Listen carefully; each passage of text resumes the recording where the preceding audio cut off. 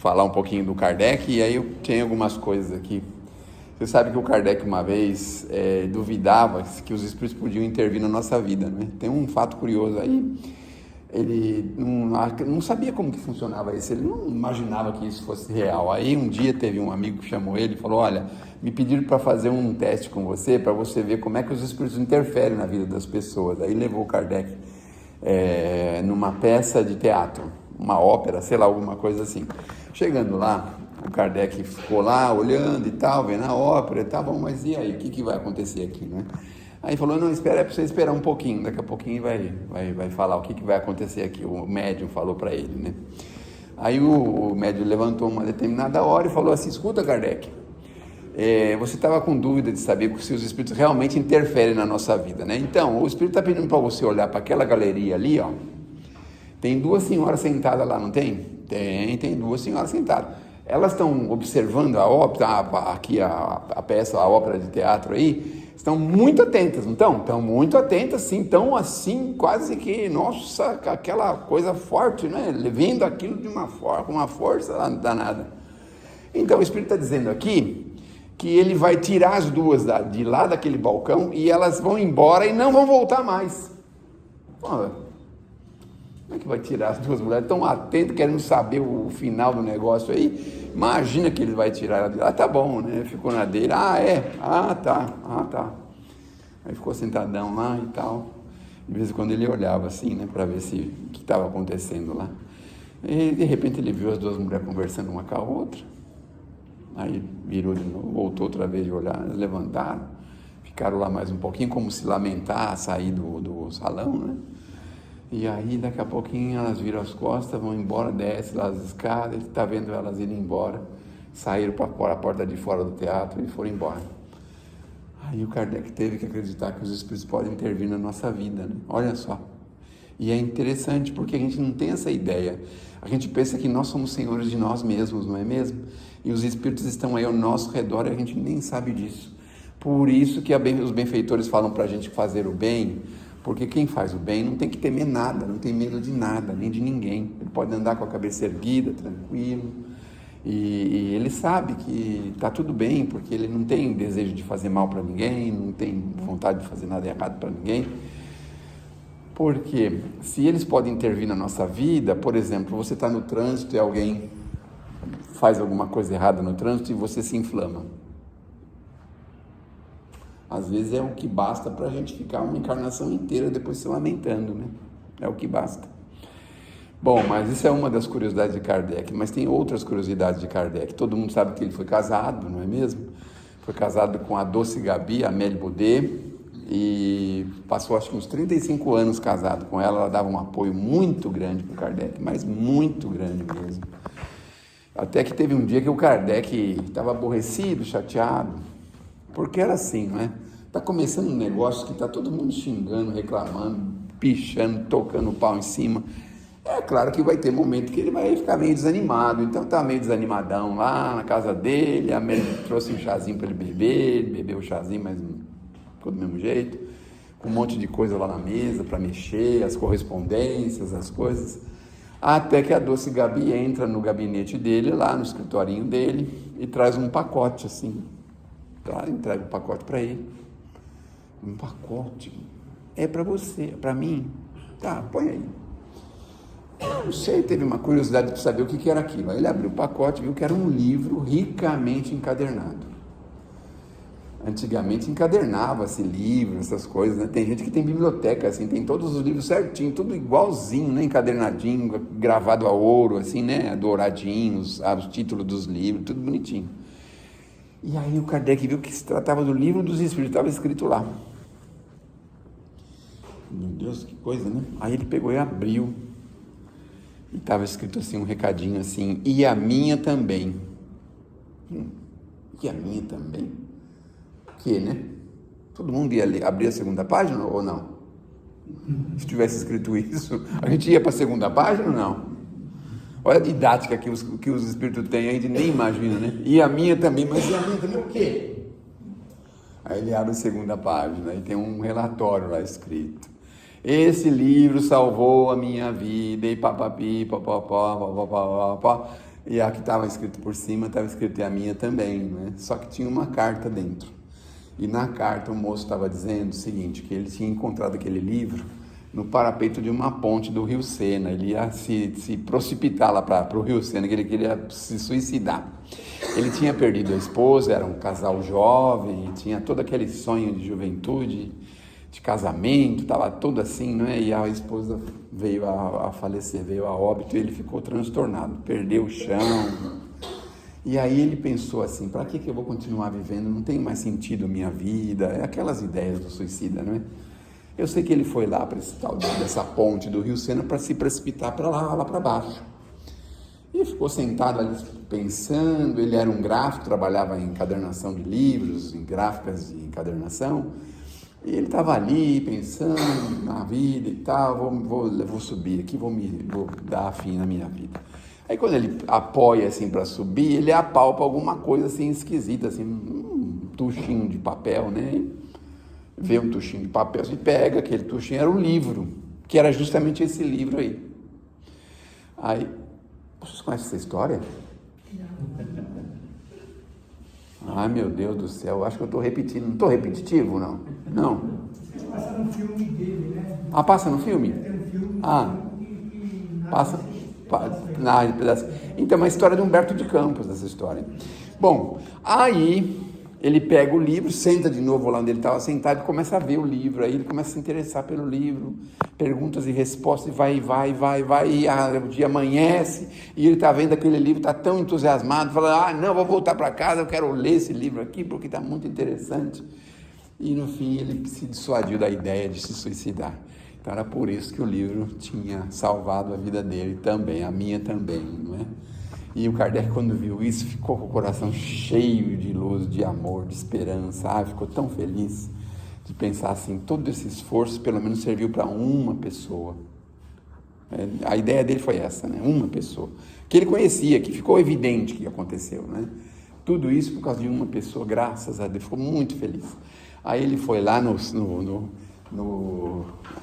mezanino que ele tinha ali, trabalhava numa rua chamada Rua Sala, e tinha assim um parapeito pequenininho assim, e aí ele olha o movimento da rua, o pessoal indo para lá, para cá e tal, ele então está com aquele coração bem transbordando de alegria. Ele olha aquele pessoal e resolve voltar para a mesa dele e mandar a brasa nos trabalhos que ele realizava. Mas aí tem outras coisas também do Kardec. Por exemplo, todo mundo sabe que o Kardec tinha que divulgar a doutrina, mas naquele tempo o Kardec chegou um pouco adiantado, porque se ele tivesse chegado agora, ele podia usar o WhatsApp, né, o Facebook, o Instagram, o YouTube, não é? Mas naquele tempo não tinha, ele chegou muito adiantado. O que ele fazia? Mandava cartas e recebia cartas. Então, cartas praticamente do mundo todo, vamos colocar assim, do Ocidente, né? Todo, mandavam da Europa, Estados Unidos, e mandavam informações, pedindo informações, casos curiosos, casos interessantes, reflexões do Kardec. Ele foi juntando isso todos os anos e formava um livro. E depois fez uma coleção, então chama-se Revista Espírita, são 12 volumes. Então, por 12 anos, ele ficou mantendo essa correspondência. Então, tem coisa nessa Revista Espírita, se vocês souberem, quem tiver, aqui tem a coleção? Tem 2 coleções, não é? E eu tenho certeza que ninguém nunca chegou perto delas. Mas se você escolher, pode escolher qualquer ano. Tem 1869, 1859, tem um monte de ano. Pega qualquer um, 1862, pega qualquer um. Assim, pega aqui, Sidão, não, é o seguinte, eu quero levar esse livro aqui, eu vou levar emprestado. Abra ao acaso, não precisa ficar abrindo assim como se fosse ler um romance, abra ao acaso. E veja a história que tem lá. Tem cada coisa, por exemplo, obsessão de uma cidade inteira. Você já viu um negócio desse? Cidade inteira com obsessão, um povo que nem louco assim. Uma cidade inteira que o pessoal não parava de dançar. Teve um problema lá de uma obsessão coletiva. Não parava de dançar o tempo todo, 24 horas. O povo já estava até morto de cansado e não parava, não conseguia parar de dançar. Olha quanto caso interessante tem na Revista Espírita. Então tem coisas que o pessoal combatia ele colocava lá também, não é? Criticavam ele, teve lá uma crítica que falaram que ele era um charlatão, que aquele negócio de espírito não existia. Mas ele também tinha um humor muito refinado, então ele respondia: poxa, se não existia, eu estou lascado, porque eu sozinho não ia conseguir fazer tudo isso, né? Então ele tinha sempre uma resposta assim, muito bem humorada para os problemas que ele viveu. Então a revista Espírita é uma indicação muito interessante para quem quer assim, sabe? Sei lá, estou cansado da Netflix. Aí você pega um desse aí, fica com ele lá, parou com a Netflix, aí você abre lá qualquer página, qualquer uma. Aí você procura a origem dela, assim, acha o começo da história, porque são diversas, muitas. Tem pequenininha, tem grande. Tem entrevista com os espíritos, vai fazer uma entrevista. Fizeram uma entrevista com os espíritos. Você morreu como? Eu morri de tanto trabalhar. E queria saber como é que foi aquela morte, queria saber direitinho como é que foi aquilo. Tem entrevistas assim, por exemplo, uma rainha que faleceu, um ateu, morreu um ateu, e aí? Já pensaram o ateu morrer e acordar do outro lado da vida? Como deve ser decepcionante, né? Fala, poxa, eu pensei que estava lá no caixão, na cidade dos pés juntos, sossegadão lá, fazendo parte lá do condomínio, e agora estou aqui vivão da Silva. O que é isso? Meu Deus do céu, já pensaram? Que coisa, né? Então, na Revista Espírita tem coisas maravilhosas que a gente pode ver e conhecer, sem ter medo. Pode escolher qualquer uma delas, qualquer uma. E olha, tem coisa, por exemplo, teve um problema de uma pandemia na época, uma pandemia. E o Kardec enfrenta essa pandemia, e ele fala sobre essa pandemia. Eu me lembro claramente disso, por causa da Covid, nós fizemos um trabalho assim pelo computador, e alguém achou isso aí, quis discutir entre nós a respeito, não é? Assim, teve uma epidemia lá, uma pandemia terrível também, que o Kardec explicava as razões dela, os motivos, as coisas todas. Inclusive, falava assim, meio que inspirado, né? O que poderia evitar o contágio, como poderia evitar aquele contágio, aquela coisa. Olha, tem cada uma, mas cada uma que é assim, uma melhor do que a outra.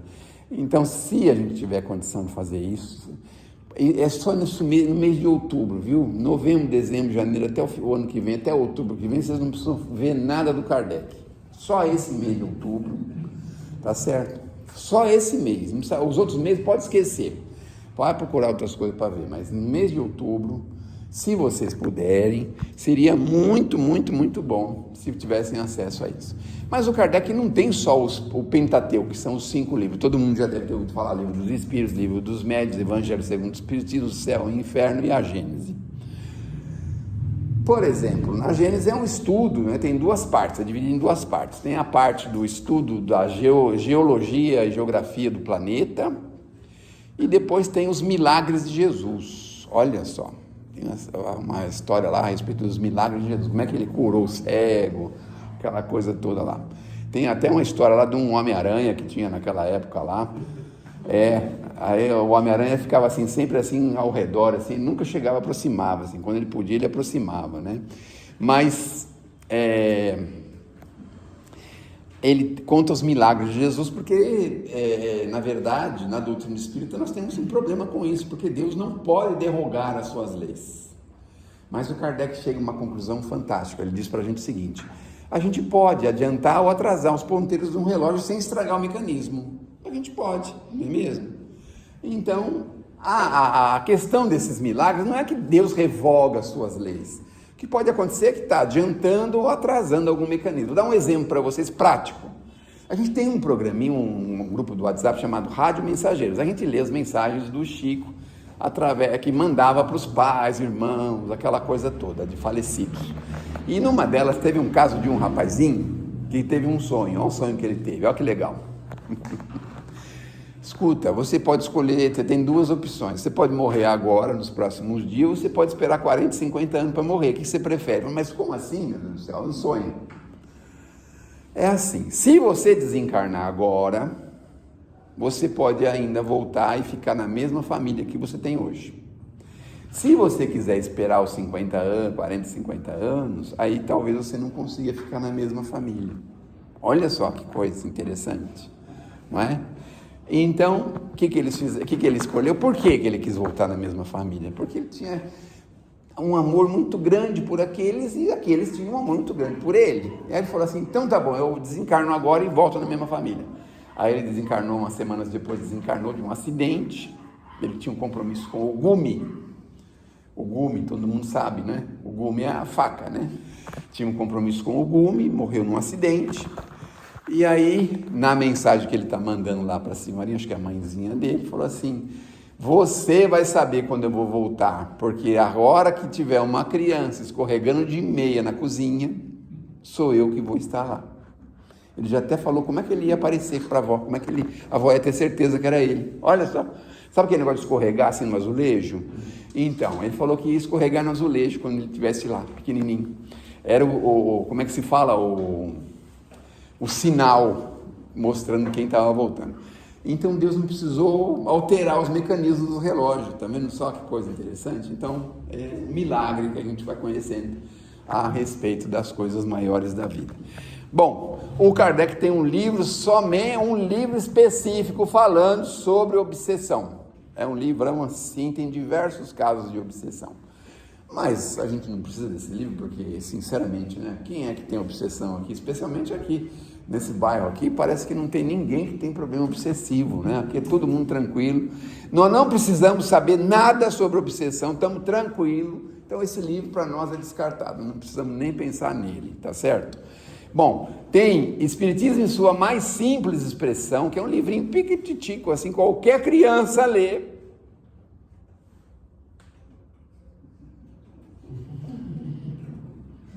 Porque é pequenininho e ele mostra pra gente o que é a doutrina espírita. Olha só. Então tem o Evangelho, tem os 5, aí tem o Obsessão, o Espiritismo em sua mais simples expressão. Tem um outro pequenininho também que tem um outro nome. Alguém me ajuda a lembrar o outro nome do outro pequenininho, do outro livro pequenininho? Que é um pequenininho também, que é o diálogo com três, que é o diálogo com o padre, com um ateu e com um terceiro. Ele faz um diálogo com cada um falando da doutrina. Eu vou me lembrar o nome desse livro aí daqui a pouco. Mas é um livrinho também pequenininho, aí precisa ser adolescente para ler. Aí tem que ser adolescente acima de... Quanto que é adolescente? 12 ou 14?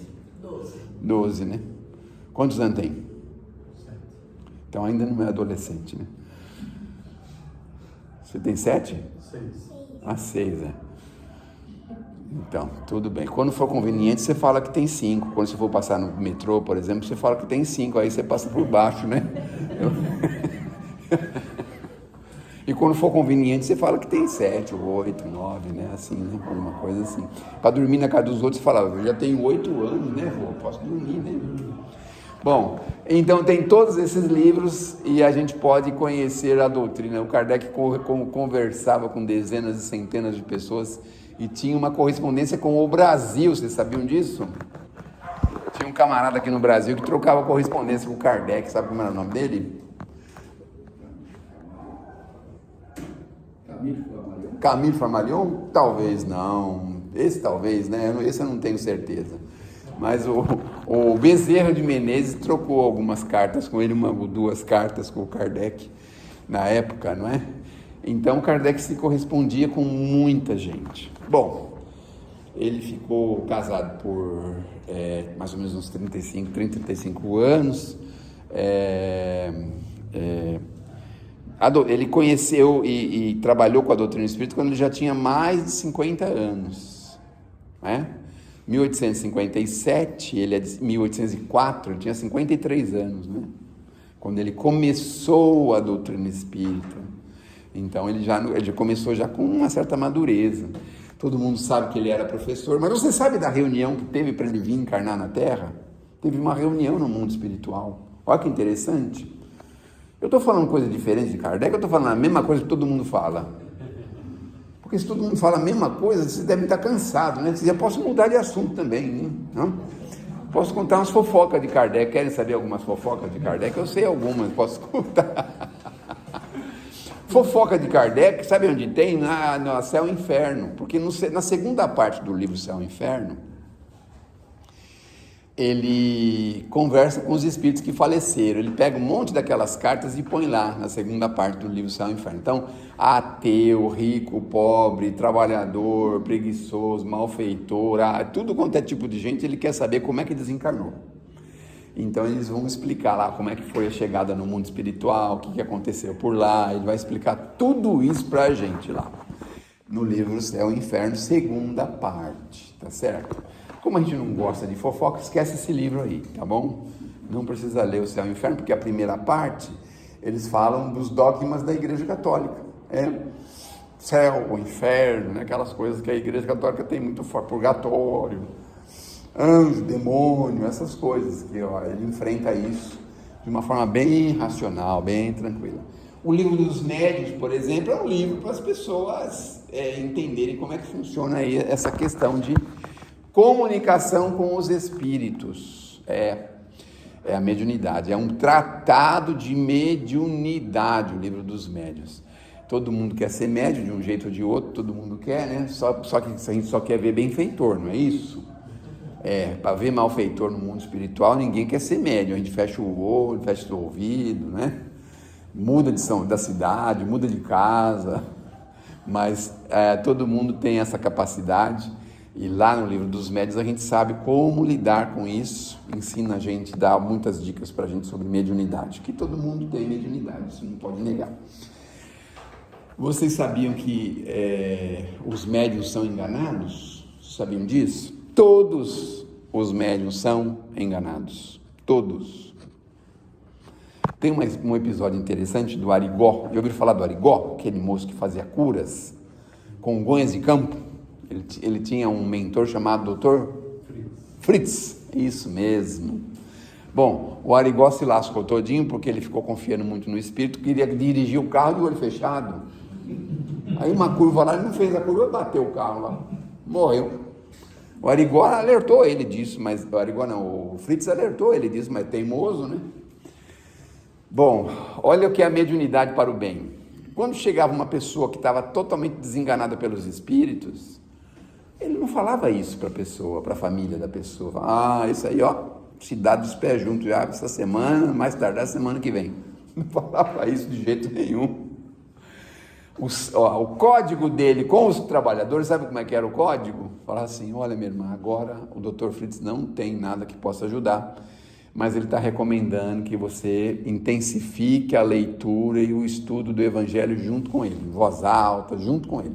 Evangelho. Quando ele falava Evangelho para a pessoa que ia procurar, os trabalhadores que estavam com ele, eu sabia que aquele lá já estava encomendado, né? Vamos dizer assim, já estava encomendado para voltar para o mundo, já estava com a passagem comprada, estava tudo pago, aprovado, direitinho, estava tudo certo para voltar para o mundo espiritual. A gente dá risada porque não somos nós, né? Porque se o negócio chegar para o nosso... Aí a gente vai ficar bravo. Meu Deus, ainda preciso ficar mais um pouco. Mas você já está com 120 anos, não, pelo menos mais uns 2, 3 anos. Não sei porquê, tem tanto apego com a terra, não é mesmo? Olha só. Bom, então isso é mediunidade para o bem. E o Chico dizia uma coisa: existe a mediunidade com Jesus. E qual que é a mediunidade com Jesus? Essa daí é aquela que só pode dar informações boas e edificantes e altruístas para as pessoas. Então, muitas vezes o Chico via as companhias espirituais das pessoas, mas ele falava: você está numa perturbação, hein, meu irmão? Tem mais de 20 aí atrás de você. Não, nunca falou isso. Então ele falava: vamos ler o Evangelho, vamos estudar, vamos conhecer a doutrina. Então, sempre nesse sentido. Porque tem alguns médiuns que eles fazem questão, né, de fazer algumas premonições, não é assim? Premonição. O fulano vai morrer, o ciclano vai nascer. A gente vai na casa de algum parente, tem um nenenzinho novo.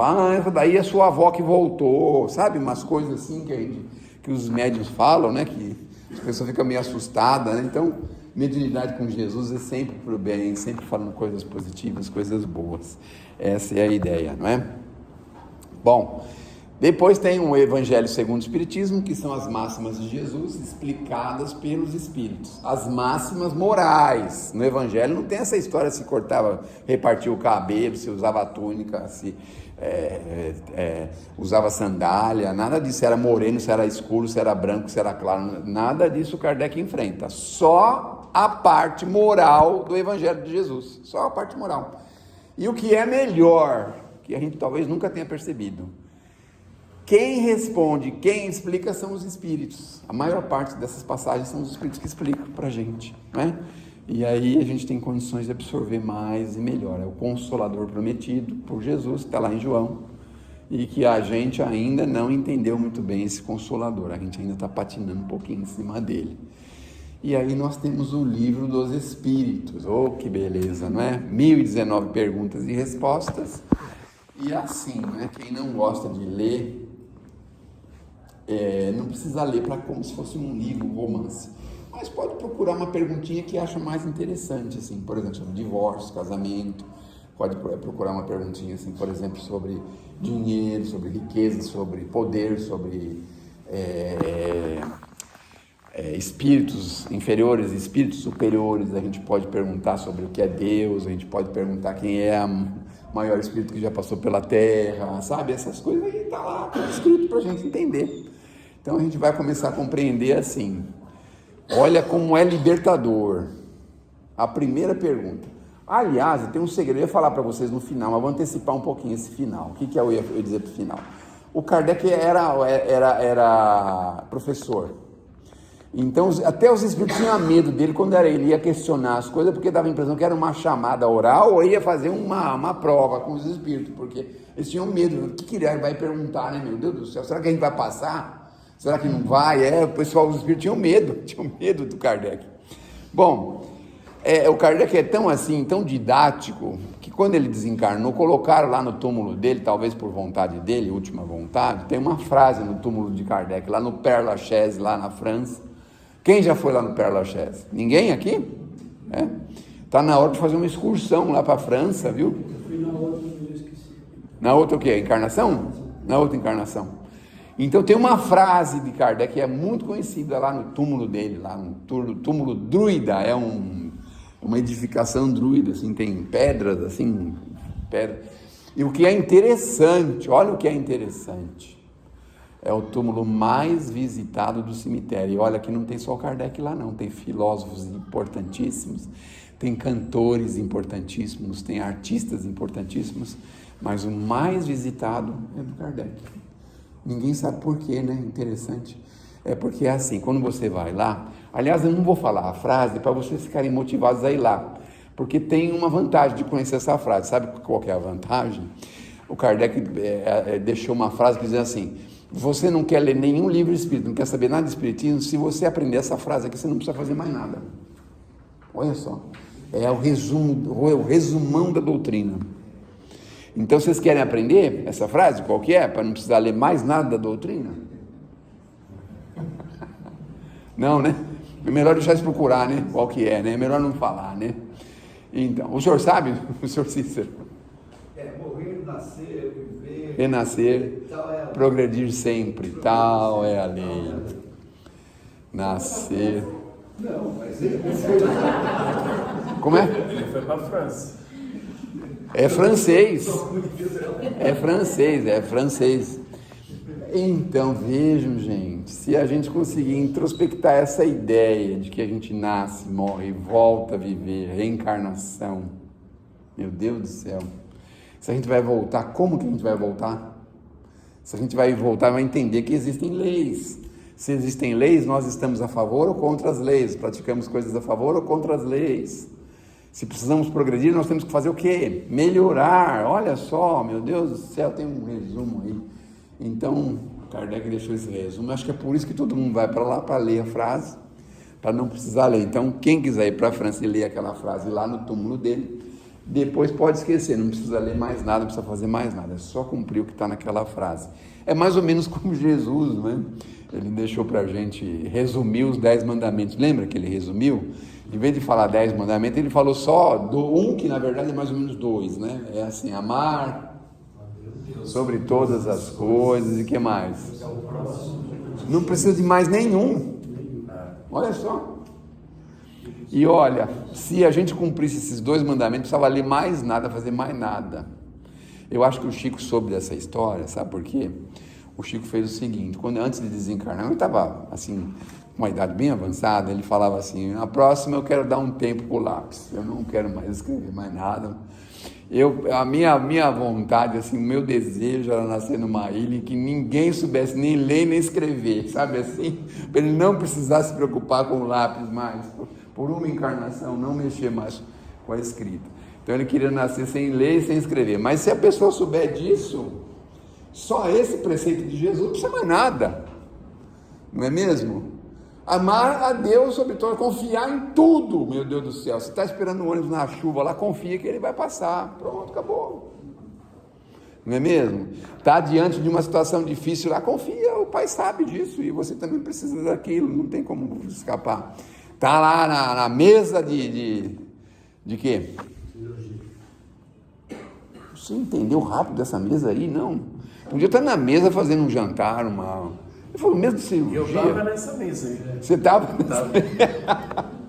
Então, está lá na mesa de cirurgia, numa situação aflitiva, os médicos vão lá e falam assim, a gente não dá garantia nenhuma, tá certo? Que esse bicho aí vai continuar vivendo. Então, se a gente tem confiança no Criador, fala assim, se eu tiver que ir embora, não tem jeito, não tem ninguém que resolva. Pode ser o melhor que tenha, não tem jeito. Se tivesse jeito, esse pessoal que é milionário aí, gente, estaria com 300 anos, 200 anos, 150 anos, sei lá quanto.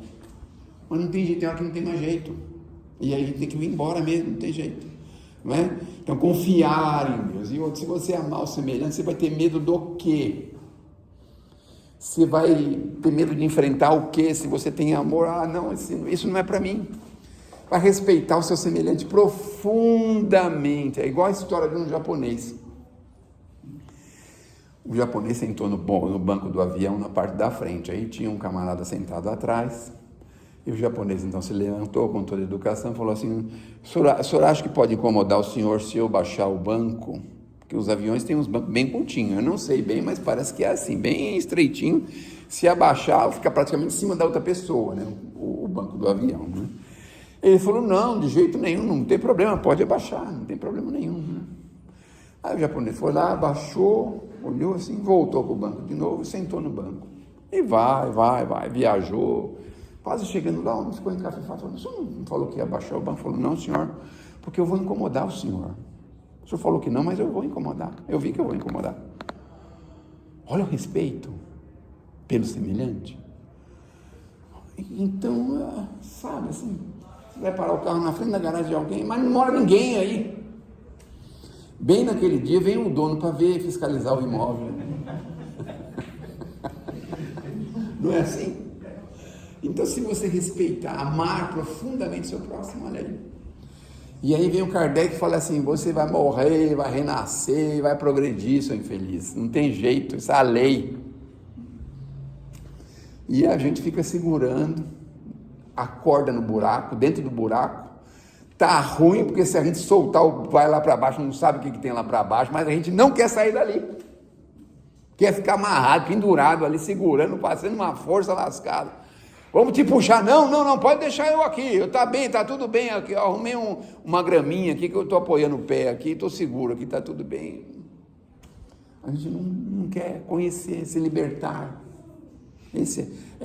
O Kardec trouxe isso para libertar a gente. Jesus já tinha libertado, mas vamos imaginar, né? 2000 anos, meu Deus do céu, a gente ficou batendo a cabeça, pegava, matava as pessoas em nome de Jesus, não fazia isso? Meu Deus do céu, não pensa igual, todo mundo tem que pensar em Jesus, aí não pensa, estica o bicho até de arrancar tudo, esticava o camarada todinho naqueles negócios lá, aquelas rodas, aqueles negócios, meu Deus do céu. Mas aí precisou ouvir o Kardec. Aí o Kardec nasceu no dia 3 de outubro, mas antes dele nascer aconteceu uma coisa. O mundo espiritual precisava preparar para trazer o Kardec para cá, não é? Aí eles fizeram uma reunião no mundo espiritual. Vamos fazer uma reunião. Fizeram uma reunião, convocaram lá 98% de espírito e 2% de encarnado. E aí, quem é que eles vieram buscar aqui na Terra para participar da reunião? Um senhor chamado Napoleão. Já ouviram falar nele? Então. Napoleão Bonaparte? Eu lembro na escola, marcha soldado, cabeça de papel, quem não marcha direito, a gente punha aquele chapéu, lembra que fazia de jornal, um chapéu assim, triangulão assim, punha na cabeça da criança. Muito bem, né? Será que eu estou ficando com muita idade, é? Não, hoje não faz mais isso, né? Mas se fizer isso, é capaz de levar todo mundo para a polícia, ter que prestar depoimento, é um problema lascado, né? Mas chamaram Napoleão, aí pegaram Napoleão lá de noite, deve ter dado um sedativo espiritual nele, porque, coitado, não conseguia nem fazer, tiveram que carregar ele, carregaram Napoleão. Só que conforme ele foi acordando, ele viu aquele mundo de coisas. Ele não conseguia definir o que era aquilo, uma festa de luz, mas não tinha luz nenhuma, eram os espíritos de luz que estavam ali. Então, ele caiu na besteira de acreditar que aquilo era para ele, ficou todo assim, né? Aí sentaram ele lá numa cadeira, ele ficou sentado assim, olhando, né? Aí chegou o mentor maior para dar a palestra, foi lá chegar, deu a palestra. Olha, o nosso irmão aqui vai ter que renascer no mundo. Daqui a uns 5, 6 anos ele vai chegar no mundo. E nós precisamos de ajuda, porque o que ele vai fazer lá na Terra vai ser muito um problema, vai mudar um monte de coisa, vai dar uma confusão. E a gente precisa garantir a segurança disso para que a doutrina não se perca. E aí os espíritos todos conformados, confiantes, todos eles assim apoiaram, vamos apoiar o Kardec, vamos reencarnar um bandão da gente, vamos junto para dar esse apoio para o Kardec, e aquela coisa, aquele entusiasmo. E você, Napoleão, vai conseguir ajudar? Claro que eu vou ajudar, pode deixar que vou ajudar, vou ajudar. Ufa, acabou a reunião. Aí trouxeram Napoleão para casa. Quando ele acordou, ele ficou mais de uma semana, assim, nos dois mundos, nos dois lados da vida, sabe, assim, achando, meu Deus, fizeram uma homenagem para mim, lá não sei aonde, meu Deus do céu. Ele ficou assim, agora eu posso ser imperador. Ele não queria ser imperador. Aí ele nomeou um papa lá, o papa nomear imperador, né? Só que o Márcio Soldado se lascou, por quê? Porque eles acharam que ele estava meio lelé da cabeça, e depois de um tempo que fizeram, ele colocaram ele na ilha de Santa Maria, que é entre o Brasil e a África, tem uma ilha lá chamada Ilha de Santa Maria. Vocês já foram nessa ilha? Santa Helena. O senhor já foi também na ilha, né? Não, nunca foi? Não, o senhor conhece o túmulo, conhece a ilha, conhece o Napoleão, conhece o Márcio Soldado, conhece tudo, pô. Eu acho que ele fez a palestra. Eu não sei, viu? Desconfio. Bom, aí internaram ele lá porque, tadinho, acharam que ele estava meio lelé da cuca, não é? Bom, o Kardec se lascou todinho porque não teve apoio de ninguém, teve que fazer tudo sozinho. E aí ele encontrou um apoiozinho, um pequeno apoio, porque teve um decreto que era proibido fazer reunião dentro de casa, especialmente reunião religiosa, espiritual, sei lá o que eles imaginavam naquela época, né? Só que o Kardec foi numa repartição pública e lá tinha uma pessoa certa, e ele falou assim, eu queria uma autorização para poder fazer reunião em casa, e o cara deu autorização para ele. Então quando a polícia chegava, ele tinha autorização. Meu Deus do céu, olha só. Um funcionário obscuro, você que é funcionário público, você pode mudar o mundo, viu, gente? Com o seu cargo, pode mudar o mundo. O camarada deu autorização para o Kardec fazer a reunião e ninguém conseguiu atrapalhar as reuniões que ele fazia, as coisas que ele fazia, ninguém conseguiu fazer nada. E aí a doutrina começou a se expandir. O Kardec falou assim, bom, agora está aí o primeiro livro. O camarada falou, eu não vou imprimir coisa nenhuma. O editor lá que tinha na época, não me lembro o nome dele. Como é que é o nome dele, Sr. Cícero? O editor do primeiro livro do Kardec? Deve ser o Didier. É ele mesmo, tá vendo como ele lembrou? É o Didier. Ele foi falar, eu não vou imprimir isso daí não, que vai dar um rolo lascado. Então a gente paga. Ele pagou a primeira impressão para o Didier para poder fazer a primeira edição do Livro dos Espíritos. Tinha 400 e poucas perguntas. Mas, na verdade, antes de fazer a primeira edição, sabe o que aconteceu? O Kardec queria pôr o nome do Livro dos Espíritos. Não era Livro dos Espíritos. Sabe qual era o nome? Religião dos Espíritos. Só que aí os benfeitores vieram e falaram, de jeito nenhum, se você colocar Livro dos Espíritos já vai dar uma confusão, se colocar Religião dos Espíritos, eles vão te matar, acabar com tudo. botar fogo na sua terceira geração, acabar com a sua raça. E aí, muito ao contragosto, ele teve que mudar o nome do livro de Religião dos Espíritos para Livro dos Espíritos, olha só. Mas depois veio um teimosinho aí, mais ou menos 100 anos depois, chamado Emmanuel, e fez um livro chamado Religião dos Espíritos, que deve ter nessa biblioteca aqui, que estuda o Livro dos Espíritos, olha só.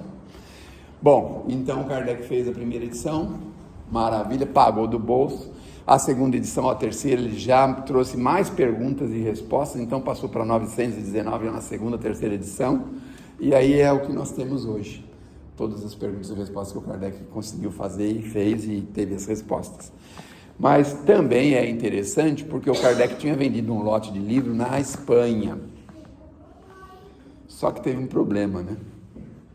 Quando chegou na Espanha, agora eu acho que é 9 ou 12 de outubro, 9 de outubro, que é o dia do Alto de Barcelona, Alto de Fé de Barcelona, é agora, acho que é agora em outubro, se não me engano.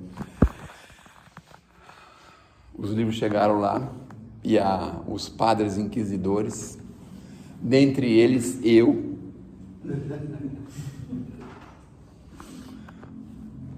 não vai distribuir esse livro aqui de jeito nenhum, vamos botar fogo em praça pública, acabar com isso.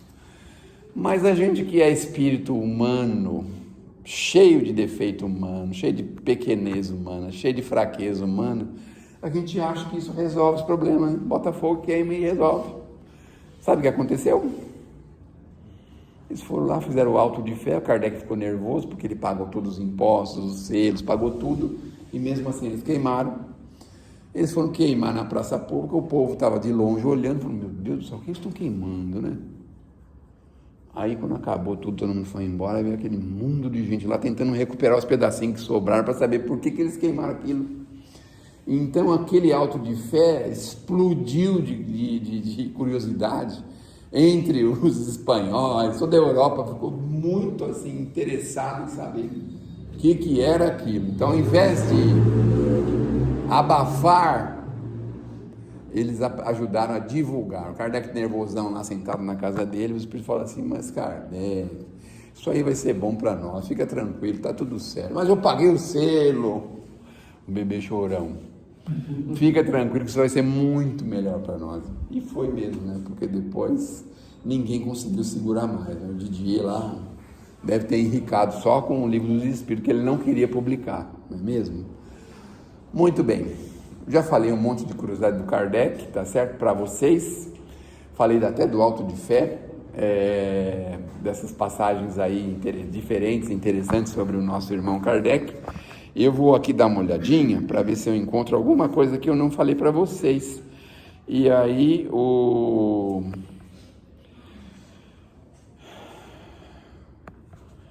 é assim, na época o pessoal brincava com o nome Allan Kardec, parecia nome de super-herói. Allan Kardec parecia nome de super-herói, não é? Bom, hoje a gente poderia falar assim, Allan Kardec, o druida do além, poderia ser um super-herói hoje, né? Poderia ser, tá certo? Bom, o Kardec não fundou nenhuma religião, tá certo? Não fundou nenhuma religião. A doutrina espírita é uma doutrina científica, religiosa e filosófica, tá certo? E nós precisamos ir nas direções certas. A científica, no sentido da gente conhecer profundamente essa questão entre os encarnados com os desencarnados, esse intercâmbio. Filosofia é para a gente desenvolver e divulgar todos os preceitos que sejam importantes para o nosso desenvolvimento pessoal, né?